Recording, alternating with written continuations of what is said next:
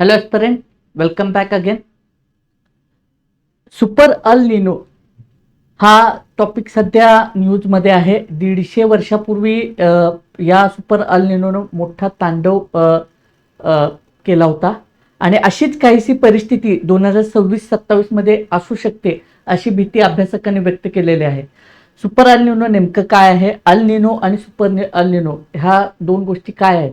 Super El निनो का म्हटलं जातं? आपण अल निनो समजून घेत असतो, पण सुपर अल निनो काय आहे?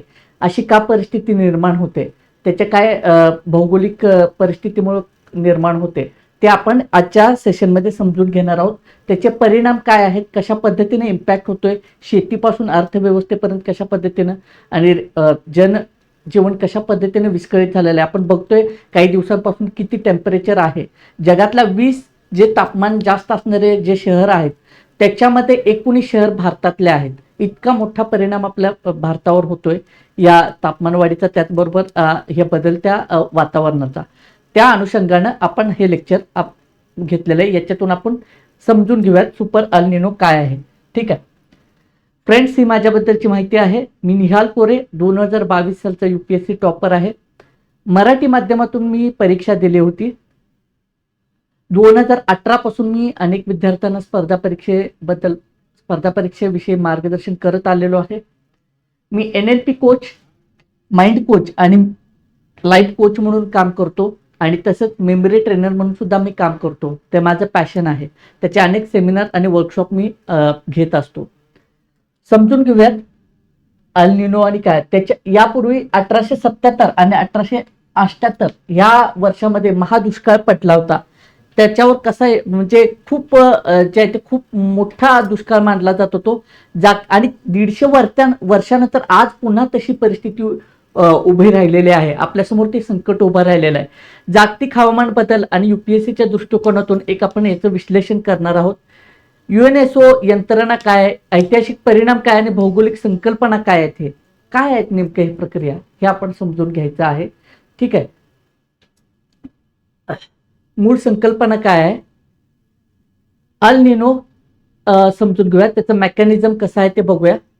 अल निनो साऊदर्न ऑसिलेशन आहे. चक्राचा उष्ण टप्पा आहे हा. ठीक आहे. मग आता हा कसा निर्माण होतो ते आपल्याला समजून घ्यायचं आहे.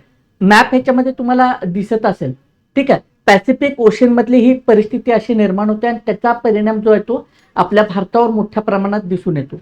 कसं आहे ते समजून घेऊया. बघा, पश्चिमेकडून व्यापारी वारे, नॉर्मल कंडिशनला काय होतं, पश्चिमेकडून जे व्यापारी वारे वाहत येतात ते उष्ण पाणी जे आहे ते इंडोनेशियाकडे म्हणजे पश्चिम पॅसिफिककडे ढकललं जातं. आणि मग काय होतं, त्याचं अपवेलिंग जे आहे ते दक्षिण अमेरिकेच्या किनारपट्टीवर पूर्व पॅसिफिकच्या साईडला थंड आणि पोषक तत्वांनी समृद्ध पाणी वर येते. ठीक आहे, म्हणजे हे आहे. आणि इथून जे असं आहे ते थंड पाणी अशा पद्धतीनं वर येते. म्हणून हा जो काय दक्षिण अमेरिकेचा हा जो पार्ट जो आहे, हा जो आहे तो कूल राहतो. ठीक आहे. ठीक आहे, हे नॉर्मल कंडिशन मध्ये. आता काय आहे, अल निनो स्थिती निर्माण झाली. अल निनो कंडिशन कशी निर्माण होते बघा. हे वारे कमकुवत झाले तर काय होतात की व्यापारी वारे कमकुवत होतात आणि दिशा बदलून काय होतं, उष्ण पाण्याचा प्रवाह जे आहे ते पूर्वेकडे दक्षिण अमेरिकेकडे, म्हणजे काय होतं इथं आता थोडक्यात समजून घेऊया. म्हणजे हा प्रवाह इथं आलेला आहे. ठीक आहे, हा असा आलेला आहे. इथं उष्ण प्रवाह इथं आलेला आहे. ठीक आहे, उष्ण पाणी आहे, उष्ण पाण्याचा प्रवाह इथं साधतो. मग 3-4 साधारण 4 वर्षानंतर, 4 वर्षानंतर कसं, हे 4 वर्षाने साधारण आपल्याला हे चक्र दिसून येतं. तर 4 वर्षानंतर काय होतं की इथून आता हे जे आहे ना इथून इकडे पुढं पण येतं. इथं मग आपला भारत आहे. ठीक आहे, ते आपण म्हणजे समजून घ्या तुम्ही. पॅसिफिक ओशन ऑस्ट्रेलियाच्या त्या साईडला तिथं भारत आहे. तिथून हा पास होतो आणि तिथून मग काय होतं की तिथून पहिला समजून घ्या, इथून पास झाल्यानंतर हा प्रवाह असा पुढे येतो आणि तो आपला मोसमी वारे जे आहे ते इथं मान्सून असा होते. कारण इथं पण काय होतं की लोअर बेल्ट तयार झालेला असतो आपल्या टेम्परेचरमुळे आणि त्यामुळे हे जे उकळे ती भरून काढण्यासाठी हा बेल्ट असा जातो आणि इथून जे काय होतं तो मान्सून स्टार्ट होतो किंवा इथं जो आपलं ते पर्जन्यमान होतं. सेम तसं प्रक्रिया आहे. बट आता 4 वर्षानंतर काय होतं की हे जे आहे ते नॉर्मल कंडिशनला इथं न जाता किंवा इथं न थांबता हे जे उष्ण पाणी जे आहे ते परत रिटर्न इकडे यायला सुरू होतं. उष्ण सागरी प्रवाह इकडं रिटर्न यायला सुरू होतोय. म्हणजे ह्या कंडिशनमध्ये इकडं गेल्यानंतर तो इथं साचलेल्या 4 वर्षाच्या लिमिट नंतर साधारण 4 वर्षांनंतर आपल्याला ही परिस्थिती दिसून येते. परत इथंच येतो. म्हणजे हा दक्षिण अमेरिकेचा हा जो आपण पट्टा जो पकडला ना, ठीक आहे, पूर्व पॅसिफिकच्या साईडला. ठीक आहे, थंड आणि पोषक वारं पाणी तिकडं वर येत होतं, तसं नाही येता तेच उष्णच पाणी इकडे यायला सुरू होतं. मग इथं काय होतं, तापमान वाढतं. अपवेलिंगची जी प्रक्रिया आहे आपण बघितली, ती अपवेलिंगची प्रक्रिया थांबते आणि मध्य आणि पूर्व पॅसिफिकवरील वातावरण तापते. म्हणजे हा जो आहे मध्य आणि पूर्व पॅसिफिक, हा इथलं वातावरण तापायला सुरुवात होते इकडं. मग आधीच्या ह्या सर्कमस्टन्सेस मध्ये काय होत होतं, हा जो भाग आहे इथं खूप पर्जन्य व्हायचा. ठीक आहे, इथं पर्जन्य व्हायचं आणि इथून पुढे गेल्यानंतर इकडे आपल्या भारतामध्ये सुद्धा पर्जन्य व्हायचं. मग ही प्रक्रिया इकडं अशी असल्यामुळं काय होतं की हा बेल्ट तिकडं न तयार झाल्यामुळं इथं काय होतं की इकडं आपली पावसाची परिस्थिती जी आहे भारतामध्ये तिथं ती निर्माण होत नाही. असा आहे अल निनोचा इम्पॅक्ट. लक्षात आलं का? ठीक आहे. वोकर अभिसरण काय होतं बघा. आता ऑस्ट्रेलिया आणि आशिया हे जे आहे ते पावसाअभावी तीव्र दुष्काळ निर्माण होतं. आणि ठीक आहे, हा बदल कशामुळे होतोय बघा, ऍटमॉस्फेरिक सर्क्युलेशन सेल त्याच्यावर हा बदल दिसून येतोय. मग हे काय आहे बघा, अमेरिकामध्ये काय होतं, अतिवृष्टी होते कारण आता इकडे आलेला आहे तो प्रवाह. ठीक आहे, परत ठीक आहे, आणि इथं अतिवृष्टी निर्माण होते आणि इथं पूर आणि महापूर निर्माण येतात. आणि इकडचा जो बेल्ट आहे ऑस्ट्रेलिया आणि आशिया आपला हा जो भाग आहे, ठीक आहे, तर तिकडच्या भागावर काय होतं की आफ्रिका आणि ह्या साईडला, ठीक आहे, तर तो जो पार्ट आहे मादागास्करच्या वगैरे साईड, तिथूनच आपल्याला वारे असे फ्लो होतात आणि आपल्या लोअर बेल्टकडे फ्लो होतात आणि तिथून पर्जन्य निर्मिती आपल्याला झाल्याचे दिसून येते. मग हा जो भाग आहे ना, तो रिव्हर्स झाल्यामुळे सायकल हा भाग जातो दुष्काळाखाली, तीव्र दुष्काळ नाही तर तीव्र दुष्काळ होतो. आणि इकडचा जर तो इकडे तीव्र पर्जन्य होतं आणि हा भाग पुराखाली जातो, अशी परिस्थिती निर्माण होते. ठीक आहे, हे वोकर अभिसरण मधील बदल आहे. ठीक आहे, लक्षात आलं ही प्रक्रिया. मग आता तुलना काय आहे, 1877 आणि 1878 मध्ये मेगा अल निनो विरुद्ध झालं होतं आणि आधुनिक घटना याच्यामध्ये काय आहे, आधुनिक मध्ये काय 97 ला झालंय, 15 आला होता आणि 23 ला आला होता. ठीक आहे, तर बघा हे साधारण 4 वर्षाचे आपल्याला इथं गॅप दिसून येतात. 15 इथं म्हणजे नॉर्मल ह्याच्यामध्ये बघितलं की साधारण 4-5 वर्षामध्ये हा असलेला ही प्रक्रिया दिसून येते. का ते तुम्हाला सांगितलं की 4 वर्षानंतर ते पाणी काय होतं की पुढे न जाता काय होतं की परत रिटर्न येतं. त्या मॅपमध्ये परत एकदा बघा तुम्ही तो व्हिडिओ पॉज करून. तीव्रता कशी आहे बघा, साधारण 2.8 डिग्री सेल्सिअस तापमानवाढ ही सर्वाधिक शक्तिशाली तापमानवाढ तेव्हा झाली होती. आता साधारण जी आहे ती 2.3 डिग्री सेल्सिअस तापमानवाढ 97-98 मध्ये झाली होती. ठीक आहे, जागतिक परिणाम काय झाला, तत्कालीन त्यावेळी जी झाली ते महादुष्काळ झाला आणि जागतिक दुष्काळ साधारण 3 ते 5 कोटी मृत्यू झालेले आहेत त्यावेळी. म्हणजे किती मोठा इम्पॅक्ट झालेला आहे बघा, खूप मोठा इम्पॅक्ट दिसून आलेला. इथं गंभीर परिणाम झाला, पण आधुनिक तंत्रज्ञान आणि मदतीमुळे इथं जे आहे ते ह्या आधुनिक काळामध्ये जीवितहानी तितकीशी झालेली नाही आहे, ती टाळता आलेली आहे. हा कालावधी काय झाला होता बघा, सुपर अल निनोचा 1877 सुमारे 2 वर्ष चाललाय. 76च्या शेवटी ते 78 पर्यंत इतका मोठा कालावधी राहिलेला आहे.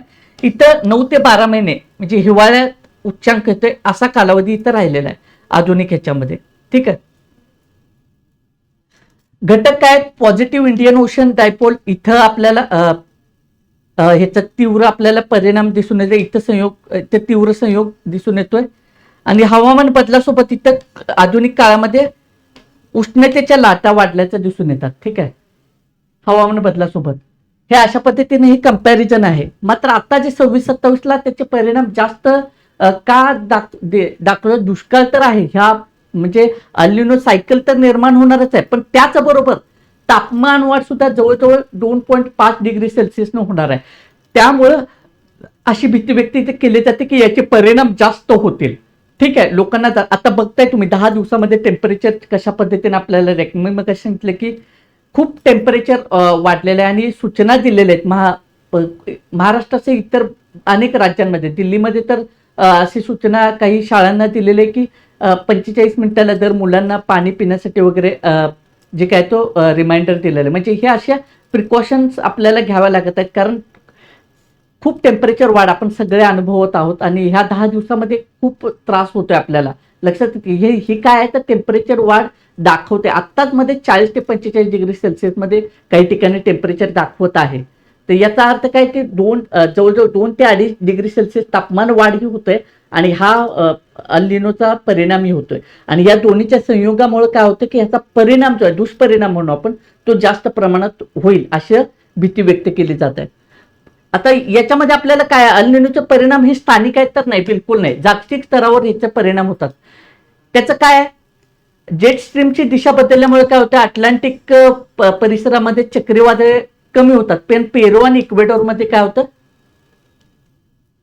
पूर यायची परिस्थिती आपण बघितलं. तिथं पूर यायला सुरुवात होते की तिथं कधी पूर येत नाही, पण तिथं पूर येण्याची पूर परिस्थिती तिथं निर्माण होते. आणि भारतीय मान्सूनचे संबंध काय, मी मगाशी सांगितलं, आपण बघितलं थोडंसं, नैऋत्य मान्सून कमकुवतच होणार आहे. कारण बघा इथं मी तुम्हाला परत सांगतो, याच्यामध्ये आपला असं इंडिया आहे, ठीक आहे.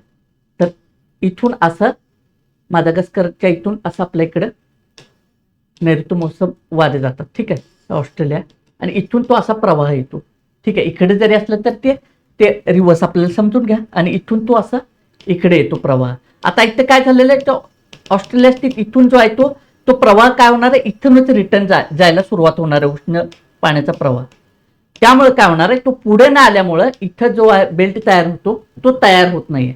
म्हणून काय होणार आहे, तो आपला मान्सून जो आहे तो कमकुवत होणार आहे. लक्षात येते का? आता 1871 पासून भारतातील 60% मोठे दुष्काळ जे अल निनोशी संबंधित आहे. बघा इतका मोठा परिणाम आहे. म्हणजे भारतामध्ये आतापर्यंत जे दुष्काळ जे आलेले आहेत ते त्यातले 60% दुष्काळ ते जे आहेत ते अल निनोशी संबंधितच आहेत, ठीक आहे. पण कधी कधी हा जो प्रभाव आहे तो कमी असतो. मात्र 60% हा मोठा आकडा आहे. म्हणजे आतापर्यंत जे दुष्काळ आले त्याच्यातले 60% हे जे आहेत ते अल निनोशी संबंधित आहेत. इकॉनॉमिक इम्पॅक्ट खूप मोठा झालेला आहे.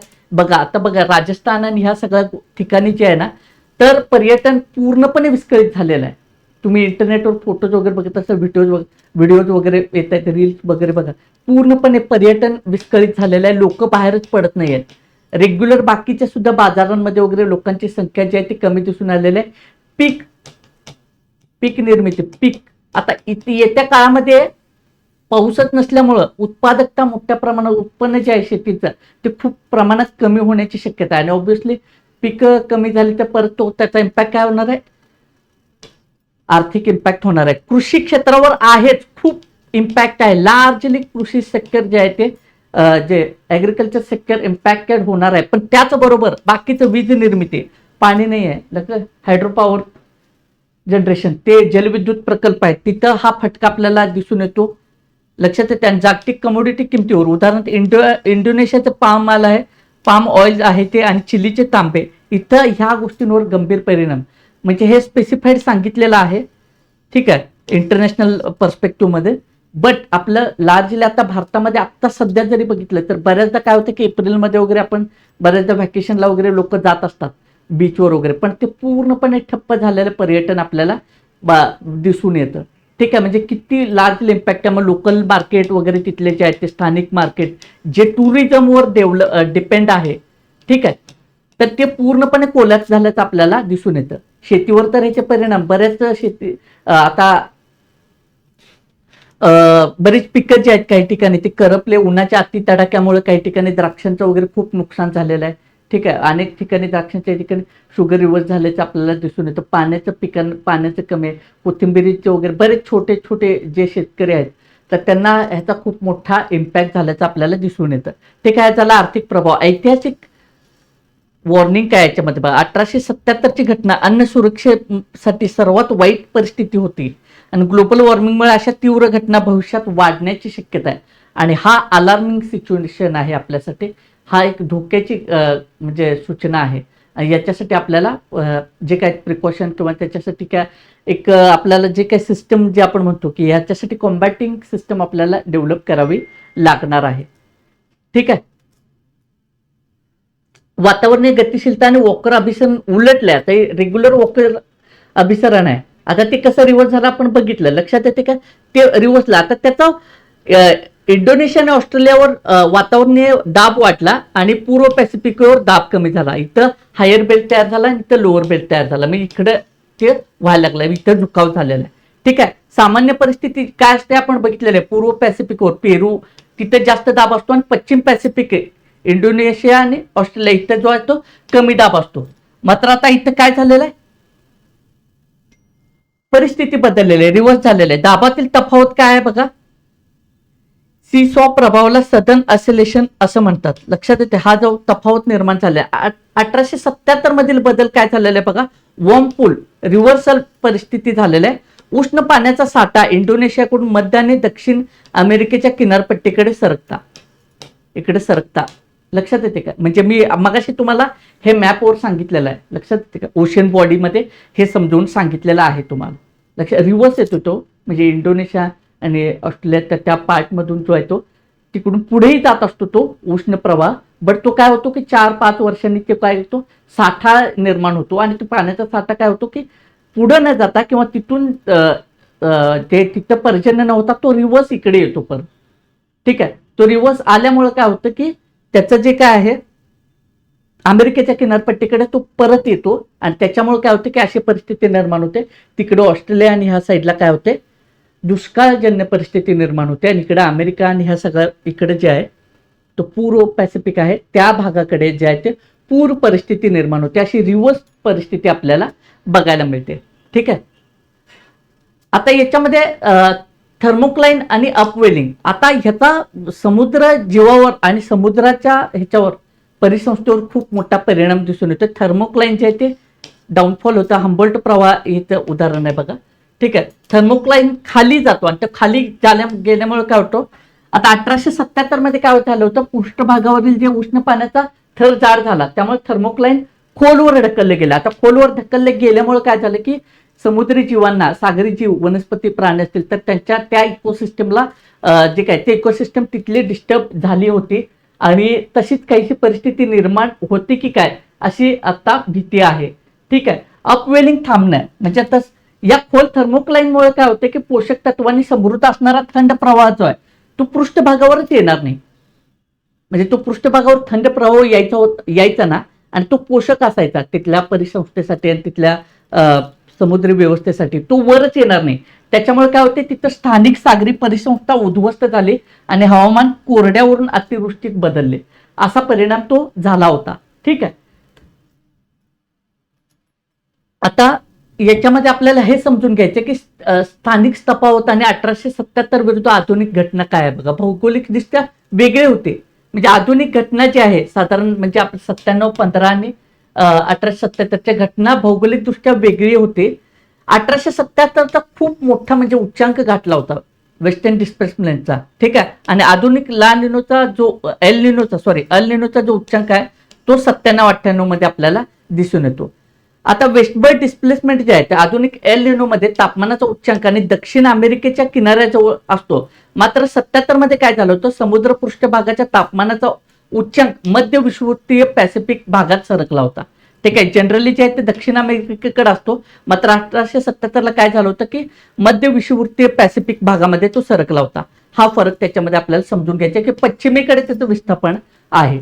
ठीक आहे, तापमानाची तीव्रता बघा कशी पद्धतीत होते. 1877-78 मध्ये निनो 3 इंडेक्स ची नोंद तब्बल 3.5 डिग्री सेल्सिअस होते, म्हणजे इतकं प्रचंड तापमान वाढ. आणि 97-98 मध्ये काय होतं, 2.3 डिग्री सेल्सिअस पेक्षा लक्षणीयरित्या जास्त होते. हा डिफरन्स तिथं आहे. जागतिक दूरस्थ संबंध आणि भौगोलिक परिणाम काय आहेत बघायचे. प्रशांत महासागरातील एका घटनेने जागतिक भूगोल कसा बदलतोय. 1877-78 तिथं कसा बदलला बघा. ठीक आहे, दक्षिण आशियामध्ये काय झालं, तीव्र दुष्काळ पडला. भारताला त्याचा खूप मोठा फटका बसलेला आहे. तीव्र दुष्काळ आणि मान्सूनचे अपयश आहे. ठीक आहे, मान्सूनचे अपयश मी जसं की सांगितलं की 60% जे दुष्काळ भारतात आतापर्यंत पडले ते ह्या अल निनोच्या परिणामामुळे पडलेले आहेत. ठीक आहे, दक्षिण पूर्व आशियामध्ये विशेषतः इंडोनेशिया, फिलिपाईन्समध्ये तीव्र दुष्काळ आलेला आहे. उष्ण कटिबंधीय परिसंस्थेवर परिणाम झाल्याचं दिसून येतोय. हेच जर तुम्हाला कधी मीन्सला क्वेश्चन आला तर हे तुम्ही लक्षात ठेवा डेटा. आफ्रिकामध्ये साहेल आणि दक्षिण आफ्रिकेच्या भागात तीव्र दुष्काळ जागतिक दुष्काळाच्या नमुन्यांशी संबंध आहे. या आफ्रिकेमध्ये मोठा दुष्काळ पडतो अशा परिस्थितीमुळे. आणि दक्षिण अमेरिका इथं मग अशी तुम्हाला सांगितलं मॅपमध्ये ते पेरू इक्वेडोरमध्ये महापूर येतोय. ईशान्य ब्राझीलमध्ये तीव्र दुष्काळ येतोय. इथं प्रादेशिक तफावत आहे, इथं तफावत दिसून येते.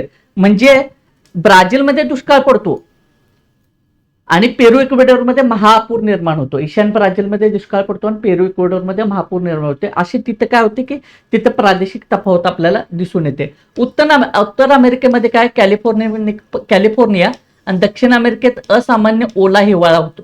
म्हणजे आता बघा ओला हिवाळा इथं निर्माण होतो. सब ट्रॉपिकल जेट स्ट्रीम मधला हा बदल आहे, त्याच्यामध्ये ओला हिवाळा आपल्याला पाहायला मिळतो. Wet winter.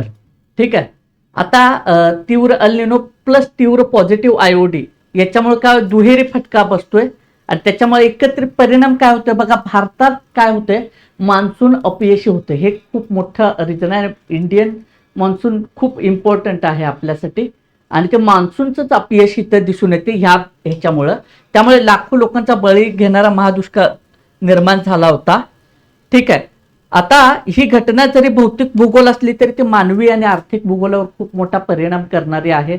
एक प्रक्रिया जरी असली तर अल निनो, तर त्याचा इम्पॅक्ट किती आहे बघा. पॅसिफिक ओशन मध्ये होणाऱ्या ही जी काही भौगोलिक घटना आहे त्याचा भारतावर विशेषतः ह्या आशिया आफ्रिका कंट्रीजवर किती मोठा परिणाम होतो आणि इव्हन इकडे अमेरिकेत सुद्धा महापुराची परिस्थिती निर्माण होते.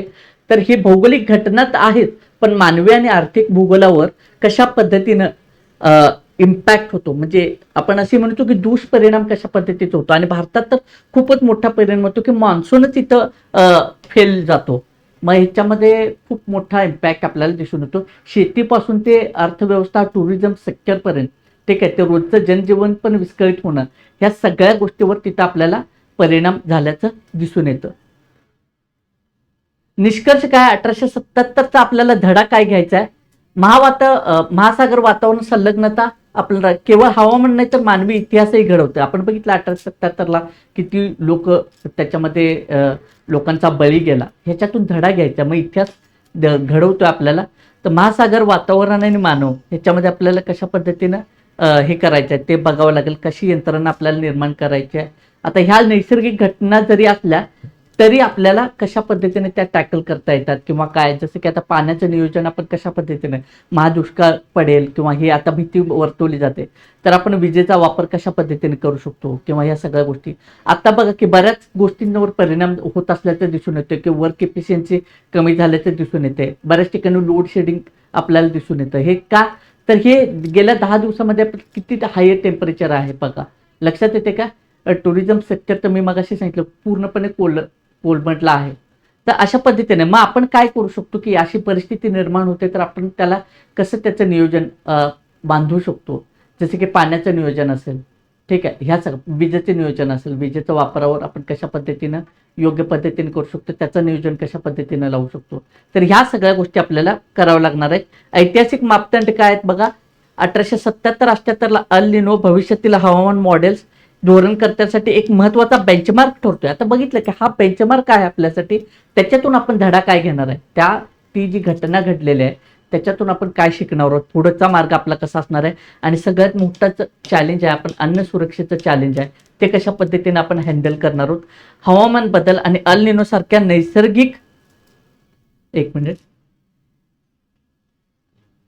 नैसर्गिक चक्रांचा अभ्यास भविष्यातील जागतिक अन्न आणि सुरक्षेसाठी अनिवार्य. मी जसं म्हटलं की मोठं जलसंकट ओढवण्याची शक्यता आहे.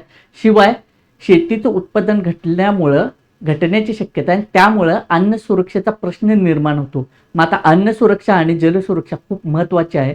तर त्याच्यासाठी काय आपल्याला उपाययोजना करता येतील आणि तो अभ्यास, ह्याच्या नैसर्गिक चक्रांचा अभ्यास करून त्याचं आपल्याला काय नियोजन करता येते का, त्याच्यासाठी काय सिस्टम राबवता येते का, ते आपल्याला बघायचं आहे.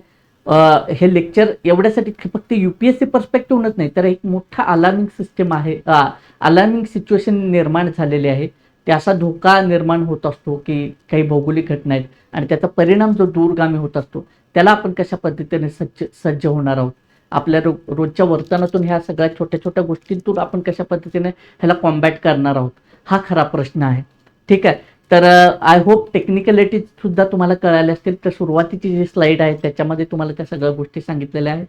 तर व्हिडिओ आवडला असेल तर नक्की तुमच्या मित्रांच्यापर्यंत मैत्रिणींच्यापर्यंत शेअर करा. अशाच नवनवीन व्हिडिओसाठी तुम्ही इग्नाईट अकॅडमीच्या यूट्यूब चॅनलला सबस्क्राईब करा. असे वेगवेगळे विषय जे महत्त्वाचे आहेत UPSC आणि MPSCसाठी मेन्स आणि प्रिलिमच्या दृष्टिकोनातून, त्या सर्व टॉपिक्स आम्ही तुमच्यासमोर घेऊन येत आहोत. तुम्ही शेअर करा आणि तुर्तास इथंच थांबूयात. आय होप तुम्हाला लेक्चर नक्की आवडलं असेल. तर आपण इथंच थांबूयात. धन्यवाद. भेटूया पुढच्या एका नवीन टॉपिकसह नवीन लेसनमध्ये. ठीक, धन्यवाद.